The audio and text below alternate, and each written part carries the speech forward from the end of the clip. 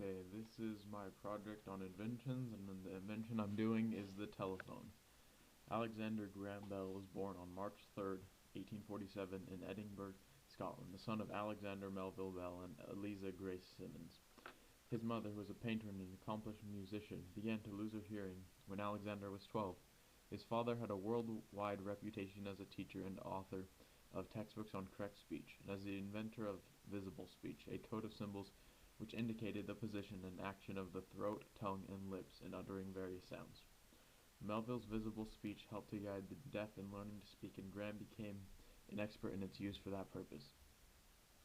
In 1866, Bell carried out a series of experiments to determine how vowel sounds are produced. He combined the notes of electrically driven tuning forks to make vowel sounds, which gave him the idea of telegraphing speech. In 1870, his brothers died of tuberculosis, and his family moved to Brantford, Ontario, Canada, to a healthier climate. A year later, Graham moved to Boston, where he opened a school for teachers of the deaf, and in 1872 became a professor at Boston University.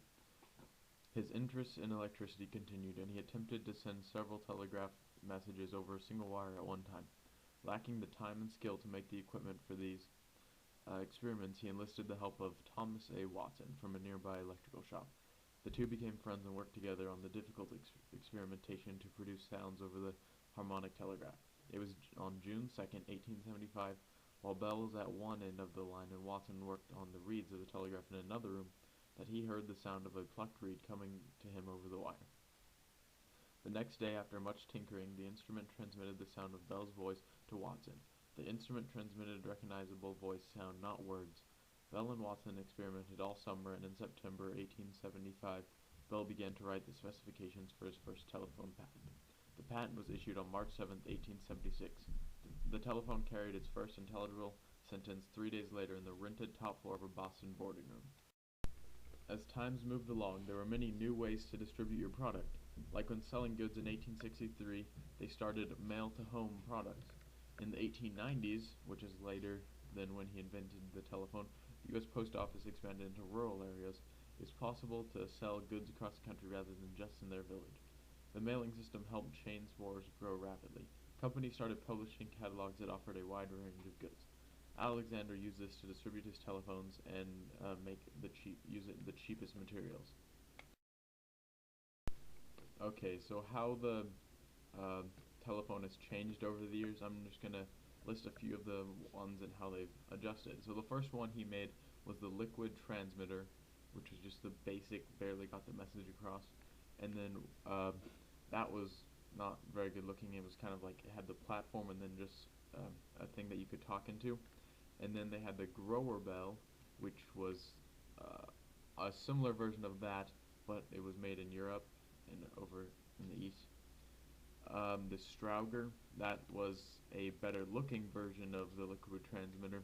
And then this is when you got the phones where you twist the dial and then you were able to call. And then they started to get better, and they started to become screens rather than like not knowing what you're dialing and stuff. And that's when they got the cell phones, and now they're starting to jump into different variations where it's just getting better and better. The first mobile phone was the AEG Telecar CD, and then they start to turn into flip phones, and slowly they've gone to touchscreen, and then we're here today. It's just been slowly getting better and better over the years.